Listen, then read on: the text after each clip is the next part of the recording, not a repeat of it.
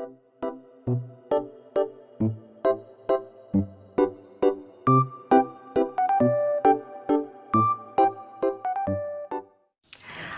Everybody. അപ്പോൾ എല്ലാവർക്കും ഒരിക്കൽ കൂടി എൻ്റെ യൂട്യൂബ് ചാനലിലേക്ക് ഹൃദയം നിറഞ്ഞ സ്വാഗതം. ഇപ്പം നിങ്ങൾ വിചാരിക്കുന്നുണ്ടായിരിക്കും ആദ്യത്തെ വ്ളോഗ് ഇട്ടിട്ട് പോയിട്ട് കുറേ നാളായി, അത് കഴിഞ്ഞിട്ട് പിന്നെ കണ്ടിട്ടേ ഇല്ലയെന്ന്. എന്നോട് കുറേ പേര് ചോദിച്ചു, ആദ്യത്തെ വ്ളോഗ് കഴിഞ്ഞിട്ട് പിന്നെ കണ്ടിട്ടേ ഇല്ലല്ലോ, എന്നാ പറ്റിയെന്നുള്ളത്. പറ്റിയത് എന്നാന്ന് വെച്ച് കഴിഞ്ഞാൽ, കറക്റ്റ് ആദ്യത്തെ വ്ളോഗ് എടുത്ത് കഴിഞ്ഞപ്പോഴത്തേക്കിനും എൻ്റെ ലാപ്ടോപ്പ് ഒന്ന് പണി മുടക്കി.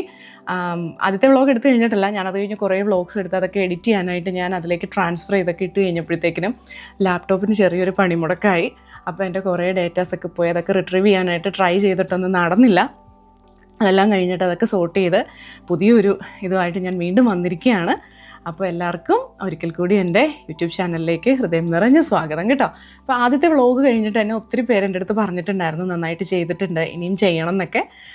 അപ്പോൾ അത് കണ്ടവർക്കും എന്നെ കമൻസ് വഴിയൊക്കെ എൻ്റെ അടുത്ത് അറിയിച്ചവർക്കും ഒക്കെ ഒത്തിരി നന്ദിയുണ്ട്. അപ്പം ഇന്ന് ആക്ച്വലി ഒരു വ്ളോഗ് ചെയ്യണം എന്ന് വിചാരിച്ച്, ഇന്ന ഒരു ടോപ്പിക് എടുത്തൊരു വ്ളോഗ് ചെയ്യാമെന്ന് വിചാരിച്ച് ഞാൻ എടുത്തൊരു വ്ളോഗല്ല ഇത്. ഞാൻ സത്യം പറഞ്ഞു കഴിഞ്ഞാൽ 2 ദിവസം മുന്നേ ഇൻസ്റ്റാഗ്രാമിൽ ഒരു റീല് കണ്ടുകൊണ്ടിരിക്കുകയായിരുന്നു കേട്ടോ. അപ്പോൾ അതിൽ ആ റീലിൽ ചോദിക്കുന്ന എന്താണെന്ന് വെച്ച് കഴിഞ്ഞാൽ, നിങ്ങൾ നിങ്ങളുടെ ലൈഫിൽ തിരിഞ്ഞു നോക്കുമ്പോൾ, ഒരു 10 വർഷം പുറകിലേക്ക് ചിന്തിച്ച് നോക്കുമ്പോൾ, നിങ്ങളുടെ ആ ഒരു 10 വർഷം പുറകിലേക്ക് പോകാൻ പറ്റിക്കഴിഞ്ഞ് കഴിഞ്ഞാൽ നമ്മൾ എന്തൊക്കെ റിയലൈസേഷൻസ് ഉണ്ടാവും, അല്ലെങ്കിൽ നമ്മൾ എങ്ങനെയൊക്കെ നമ്മുടെ ലൈഫിലെ ഡിസിഷൻസിനും ജേർണീനും ചേഞ്ച് ചെയ്യാൻ പറ്റും എന്നുള്ള ഒരു ഇതായിരുന്നു. എന്നെ അത് ഒരുപാട് ചിന്തിപ്പിച്ച കാര്യമാണ്. കാരണം എൻ്റെ ലൈഫിലെ കഴിഞ്ഞ 10 വർഷത്തെ ജേർണി എന്ന് പറയുന്നത് ഭയങ്കര സിഗ്നിഫിക്കൻ്റ് ആയിരുന്നു. 10 വർഷം മുന്നേ എന്ന് പറയുമ്പം എക്സാക്ട്ലി ഫ്രം നൗ 10 വർഷം എന്ന് ചിന്തിക്കുകയാണെങ്കിൽ, ഞാൻ കല്യാണമൊക്കെ കഴിഞ്ഞ 2016 ജാനുവരിയിലാണ് ഞാനിവിടെ വരുന്നത്. എക്സാക്ട്ലി ഈ 10 വർഷത്തെ ജേർണി എന്ന് പറയുന്നത് എനിക്ക് ഭയങ്കരമായിട്ട് സിഗ്നിഫിക്കൻ്റ് ആയിട്ടുള്ളൊരു ജേർണി ആയിരുന്നു. ഞാൻ പറയുന്നത് എൻ്റെ ഇമോഷണൽ ഗ്രോത്ത്, എൻ്റെ ഫിസിക്കൽ ഗ്രോത്ത്, അല്ലെങ്കിൽ എൻ്റെ മെൻ്റൽ ഗ്രോത്ത്, എൻ്റെ ഇമോഷണൽ ഗ്രോത്ത്, എൻ്റെ ലൈഫിനോടുള്ള എൻ്റെ കാഴ്ചപ്പാടുകൾ, ഇതൊക്കെ ഒരുപാട് മാറ്റിമറിച്ച കഴിഞ്ഞ 10 വർഷങ്ങളായിരുന്നു. അപ്പോൾ അതിനെപ്പറ്റിയൊന്ന് സംസാരിക്കാമെന്ന് ഞാൻ വിചാരിച്ചു. കാരണം നമ്മുടെ 35 അല്ലെങ്കിൽ 40സിലേക്ക് എത്തുന്ന സ്ത്രീകളിലൊക്കെ ഒരുപാട് മാനസികമായും ശാരീരികമായും ഒക്കെ ഉള്ള ബുദ്ധിമുട്ടുകളും മൂഡ് സ്വിങ്സിലൊക്കെ കൂടെ പോകുന്ന ഒരുപാട് പേരുണ്ട്. അപ്പം ഇതും ആ ഒരു കാര്യം ഞാൻ എൻ്റെ ഫ്രണ്ട്സായിട്ടൊക്കെ പലപ്പോഴും ഡിസ്കസ് ചെയ്യാറുള്ള കാര്യമാണ്. നമ്മളിലെല്ലാവർക്കും എപ്പോഴെങ്കിലുമൊക്കെ ഒരു എംപ്റ്റിനെസ് ഫീൽ ചെയ്യാറുണ്ട്, പ്രത്യേകിച്ചും യൂറോപ്യൻ കൺട്രീസിൽ ജീവിക്കുന്നവർക്ക്. അതായത് പലരും പറയാറുണ്ട്, നാട്ടിൽ പോകുമ്പോൾ ഭയങ്കര ഹാപ്പിയാണ്, ഇവിടെ വരുമ്പോഴത്തേക്കിനും ഒരു മൂഡ് ഓഫ് ഉണ്ട് പല സമയത്തും എന്ന് പറയാറുണ്ട്. അതായത് നമ്മുടെ ഒരു വിൻ്റർ ടൈം, പ്രത്യേകിച്ച് വിൻ്റർ ടൈമിൽ കേട്ടോ, വിൻ്റർ ടൈം വരുമ്പോൾ നമ്മളെല്ലാം ഫാമിലിയിൽ നിന്നൊക്കെ മാറിയല്ലേ ഇവിടെ താമസിക്കുന്നത്. അപ്പം നമ്മൾ ഭയങ്കര ബിസിയാണ്, കുഞ്ഞുങ്ങളായിട്ടും ജോലിയായിട്ടും നമ്മുടെ ഷിഫ്റ്റ് വർക്ക്, അതിൻ്റെ ഇടയിൽ വീട്ടിലെ ജോലികൾ, ഇതൊക്കെയായിട്ട് നമ്മളെല്ലാവരും ഒരുപാട് ബിസിയാണല്ലേ. ഇതിൻ്റെ ഇടയിൽ എപ്പോഴൊക്കെയോ ഒരു 35, 40സിലേക്ക് എത്തുമ്പോഴത്തേക്കിനും നമ്മുടെ ബോഡിയിൽ ഒരുപാട് ഹോർമോണൽ ചേഞ്ചസ് ഒക്കെ ഇതിൽ കൂടെ നമ്മൾ കടന്നു പോകുന്നുണ്ട്. ബോഡി ചേഞ്ചസ്, നമ്മുടെ ഡെലിവറീസ് കഴിഞ്ഞിട്ടുള്ള ചേഞ്ചസ്, പിന്നെ കുഞ്ഞുങ്ങളെ വളർത്തിയാൽ മുന്നോട്ട് പോകുന്ന ഒരു സമയത്ത് ഒരു പെരിമെനോപോസിലേക്ക് എത്തുമ്പോൾ കുറേ പേര് ഫേസ് ചെയ്യുന്ന ഒരു പ്രോബ്ലംസ്. ഞാൻ കഴിഞ്ഞ ദിവസം കൂടെ എന്നോട് ജോലി ചെയ്യുന്ന ഒരു ചേച്ചിയുടെ അടുത്ത് സംസാരിച്ചുകൊണ്ടിരുന്നപ്പം ചേച്ചി എൻ്റെ അടുത്ത് പറയായിരുന്നു, ഈ എല്ലാവരും പറയും ഇതൊക്കെ വെറുതെയാണ്, നമ്മുടെ ഈ ഒരു എംപ്റ്റിനെസ് ഫീൽ ചെയ്യുന്നതെന്നൊക്കെ. പക്ഷെ അത് അനുഭവിക്കുന്നവർക്ക് മാത്രമേ മനസ്സിലാകുള്ളൂ എന്നുള്ളത് എനിക്കത് നന്നായിട്ട് മനസ്സിലാകുന്ന ആളാണ് കേട്ടോ. കാരണം ഞാൻ നല്ലവണ്ണം ഈ കഴിഞ്ഞ ഒരു 10 വർഷത്തിൻ്റെ ഇടയ്ക്ക് മറ്റുള്ളവരുടെ പെരുമാറ്റങ്ങൾ എൻ്റെ മൂഡിനെ ബാധിച്ചിട്ടുണ്ട്, അല്ലെങ്കിൽ ഇവിടുത്തെ ഒരു ജീവിത സാഹചര്യങ്ങൾ എൻ്റെ മൂഡിനെ ബാധിച്ചിട്ടുണ്ട്. ചില സമയത്ത് വർക്ക് സ്ട്രെസ് എന്ന് പറയുന്നത്, ഇവിടെ അങ്ങനെ വർക്ക് സ്ട്രെസ് അധികമില്ല, എന്നാലും ജോലിക്ക് പോവുക, തിരിച്ചു വരിക, ഒരു റുട്ടീനായിട്ടുള്ള ഒരു ലൈഫ്, പോസ്റ്റ് പാർട്ടം പീരീഡ്, ഇതൊക്കെ എൻ്റെ മൂഡിനെ ഭയങ്കരമായിട്ട് ബാധിച്ചിട്ടുണ്ട്. അതിലേറ്റവും കൂടുതൽ എന്നെ ബാധിച്ച ഒരു കാര്യമായിരുന്നു കേട്ടോ, നമ്മുടെ ചുറ്റിനുമുള്ളവർ അല്ലെങ്കിൽ നമ്മൾ ആത്മാർത്ഥമായി സ്നേഹിക്കുന്നവരൊക്കെ നമ്മൾ പ്രതീക്ഷിക്കുന്ന രീതിയിൽ നമ്മളോട് പെരുമാറിയില്ല എന്നുള്ളൊരു കാര്യം എൻ്റെ മൂഡിനെ ബാധിച്ചിരുന്നു. അതൊക്കെ എൻ്റെ മാത്രം പൊട്ടത്തരം, എൻ്റെ തെറ്റുമാണെന്ന് ഞാനിപ്പോൾ പറയത്തുള്ളൂ. കാരണം നമ്മുടെ ഹാപ്പിനെസ് ഡിസൈഡ് ചെയ്യുന്ന മറ്റാരുമല്ല, നമ്മൾ തന്നെയാണെന്ന് ഇപ്പോൾ ഒരു റിയലൈസേഷനിലേക്ക് ഞാൻ എത്തിക്കഴിഞ്ഞു. അതിന് ഒരുപാട് വർഷങ്ങളെടുത്തു. പിന്നെ ഇപ്പോൾ ഉള്ള ആ ഒരു ഇമോഷണലി കാമായിട്ടുള്ള അല്ലെങ്കിൽ മെൻ്റലി സ്റ്റേബിളായിട്ടുള്ള ഒരു പീസിലേക്ക് എത്താനായിട്ട് ഞാൻ ചെയ്ത കുറച്ച് വഴികളുണ്ട്.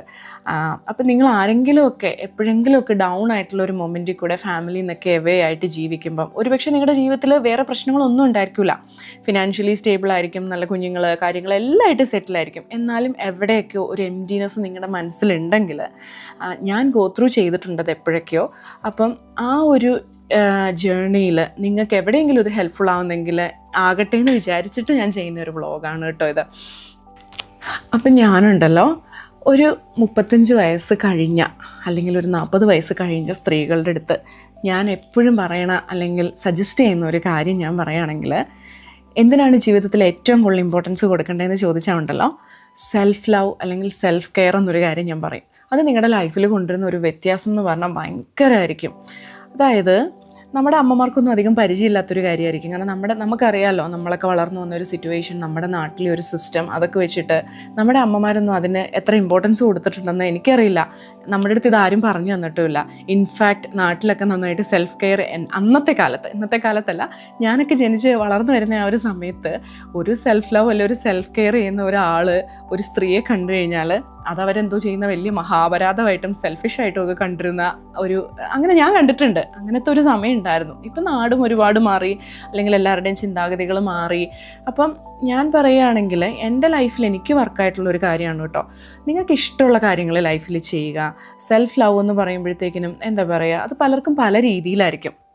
നല്ല സെൽഫ് കെയർ ഉണ്ടാവുക, ഫിസിക്കലി ഫിറ്റായിട്ടുള്ള ഒരു ബോഡിയിലേക്കും ഒരു എന്താ പറയുക ആ ഒരു ഫിസിക്കലി അല്ലെങ്കിൽ ഗുഡ് ലുക്കിംഗ് ആയിട്ടുള്ള ഒരു രീതിയിലേക്കും എത്താനായിട്ട് നിങ്ങൾ ഒന്ന് ട്രൈ ചെയ്ത് നോക്കിയാൽ അത് തന്നെ വലിയൊരു വ്യത്യാസം വരുത്തും. എനിക്കെപ്പോഴും ഫീൽ ചെയ്യുന്ന ഒരു കാര്യമുണ്ട്, നമ്മൾ ജിമ്മിൽ പോകുമ്പോൾ മുന്നേ ഉള്ള എൻ്റെ ഒരു മൂഡും ജിമ്മ് കഴിഞ്ഞിട്ട് വരുമ്പോൾ ഉള്ള എൻ്റെ ഒരു മൂഡും തമ്മിൽ ഭയങ്കര വ്യത്യാസമുണ്ട് കേട്ടോ. കാരണം നമ്മൾ ജിമ്മിലൊക്കെ പോകുമ്പോൾ നമ്മുടെ കുറേ ഹാപ്പി ഹോർമോൺസൊക്കെ റിലീസ് ആവും. നമ്മൾ റീൽസൊക്കെ നിങ്ങൾ കാണുന്നതാണല്ലോ, എല്ലാവർക്കും ഇപ്പോൾ അതിനെപ്പറ്റി അറിവൊക്കെ ഉണ്ട്.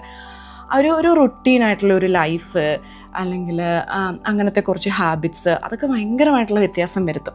പിന്നെ എല്ലാവരോടും ഞാൻ പറയുന്ന കാര്യമാണ്, നിങ്ങൾക്ക് മനസ്സിന് ഹാപ്പി ആയിട്ടുള്ള കാര്യങ്ങൾ ചെയ്യുക. അതെന്തോ ആയിക്കോട്ടെ.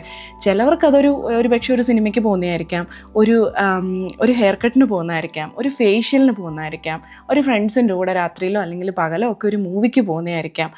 അതൊക്കെ എന്തോ ആയിക്കോട്ടെ, അത് നിങ്ങൾക്ക് മനസ്സിന് സന്തോഷം തരുന്ന കാര്യങ്ങൾ ചെയ്യുക എന്നുള്ളതാണ്.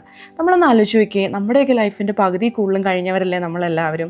ഇനി എത്ര നാൾ നമുക്കിങ്ങനെ സന്തോഷമായിട്ടും നമുക്ക് നല്ല നമ്മളെ തന്നെ ഗുഡ് ലുക്കിംഗ് ആയിട്ടും ഒക്കെ നമുക്ക് നടക്കാൻ പറ്റും? വളരെ കുറച്ച് സമയം കൂടെ നമുക്കുള്ളൂ. അപ്പം ഞാൻ നിങ്ങളെ എന്നും നാളെ നിങ്ങൾ തട്ടിപ്പോന്ന് പറഞ്ഞ് പേടിപ്പിക്കുകയല്ല കേട്ടോ.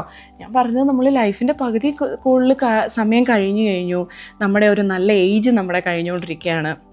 അപ്പോൾ ഇനിയുള്ള കാലത്തിൽ നമ്മൾക്ക് സന്തോഷം തരുന്ന കാര്യങ്ങൾ നമ്മൾ ചെയ്യുക. അതെന്ത് തന്നെ ആയാലും ചെയ്യുക. അതിൽ നിങ്ങൾ ആരെ പറ്റിയും ബോധേഡാവണ്ട. കാരണം നിങ്ങളെ ലുക്ക് ആഫ്റ്റർ ചെയ്യാൻ ആഫ്റ്റർ ഓൾ നിങ്ങളുടെ ചുറ്റിനും ഒരു 100 പേരുണ്ടെന്ന് പറഞ്ഞാലും നിങ്ങൾ മാത്രമേ ഉള്ളൂ. അപ്പോൾ അതിൽ നമ്മൾ ഫോക്കസ് ചെയ്യുക. അതൊരു വലിയ വ്യത്യാസം വരുത്തും. എൻ്റെ അനുഭവം കൊണ്ട് ഞാൻ പറയുകയാണ് കേട്ടോ.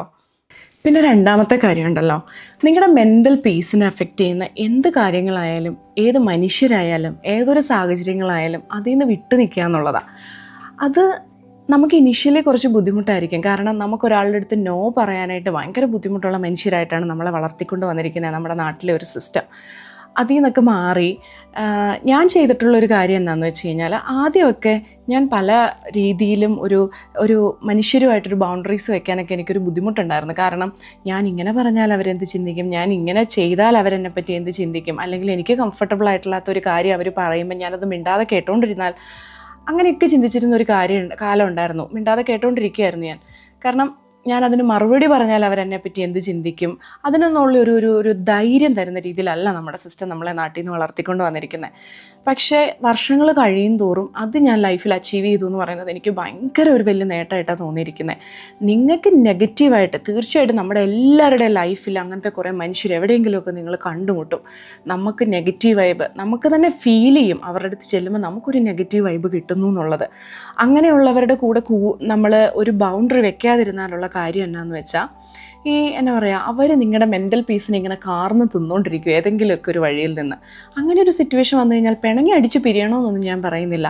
സ്ലോ ആയിട്ട് അകന്നു കഴിയുക അങ്ങനെയുള്ള മനുഷ്യരുമായിട്ട്. ഒരു ഹെൽത്തി ആയിട്ടുള്ള ഒരു ബൗണ്ടറി വെച്ച്, വല്ലപ്പോഴും കാണുന്ന രീതിയിലോ അല്ലെങ്കിൽ നിങ്ങൾക്ക് സെറ്റാവുന്ന ഒരു ബൗണ്ടറി, നിങ്ങളുടെ മെൻ്റൽ പീസിനെ ഒക്കുന്ന ഒരു ബൗണ്ടറി വെച്ചിട്ട് നമ്മൾ പോവുക. എന്നാൽ പലരുടെയും പെരുമാറ്റങ്ങൾ ബാധിക്കുന്ന ഒരു സിറ്റുവേഷൻ ഇവിടെ ഉണ്ടാവാറുണ്ട്.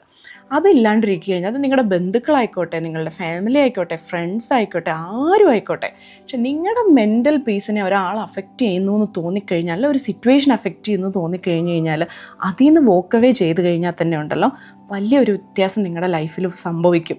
അത് എൻ്റെ അനുഭവത്തിൽ നിന്നാണ് ഞാൻ പറയുന്നത് കേട്ടോ. പിന്നെ വേറൊരു കാര്യം ഞാൻ പറയട്ടെ. അതായത് നമ്മൾ എന്നെപ്പോലെയുള്ള മനുഷ്യർക്ക് വേണ്ടിയാണ് കേട്ടോ ഞാൻ പറയുന്നത്. ഇതെങ്ങനെ പ്രസൻറ്റ് ചെയ്യണമെന്ന് എനിക്കൊരു കൺഫ്യൂഷനുണ്ട്. എന്നാലും ഞാൻ പറയാം. നമ്മൾ ഇമോഷണലി ഒരു മനുഷ്യരിലും ഇൻവെസ്റ്റ് ചെയ്യാതിരിക്കുക. ഒരു മനുഷ്യരിൽ നിന്ന് ഞാൻ ഉദ്ദേശിച്ചത് നമ്മുടെ ചുറ്റുമുള്ള മനുഷ്യരിൽ. ഞാൻ പേഴ്സണലി എങ്ങനെയുള്ള ഒരാളായിരുന്നെന്ന് വെച്ച് കഴിഞ്ഞാൽ, എനിക്കിഷ്ടമുള്ളവരെ എനിക്ക് ഭയങ്കരമായിട്ട് ഇഷ്ടമാണ്. അവരെ ഞാൻ ഭയങ്കരമായിട്ട് ഹാർട്ടിലേക്ക് എടുക്കും. അവരെ ഞാൻ ഭയങ്കരമായിട്ട് അവർക്ക് വേണ്ടി എന്തും ചെയ്യും, ആത്മാർത്ഥമായിട്ട് നിൽക്കും.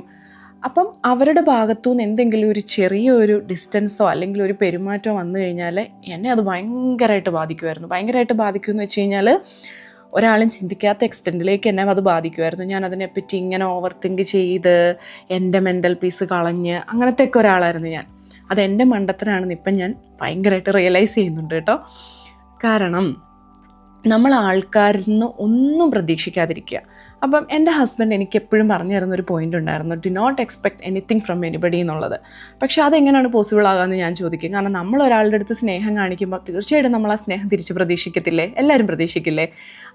അല്ലെങ്കിൽ നിങ്ങളൊരു പക്ഷേ അവരുടെ അടുത്തുനിന്ന് പൈസയോ അല്ലെങ്കിൽ അവരെന്തെങ്കിലും നിങ്ങൾക്ക് ചെയ്തു തരുമെന്നോ ഒന്നും പ്രതീക്ഷിച്ചിട്ടായിരിക്കില്ല അവരെ സ്നേഹിക്കുന്നത്.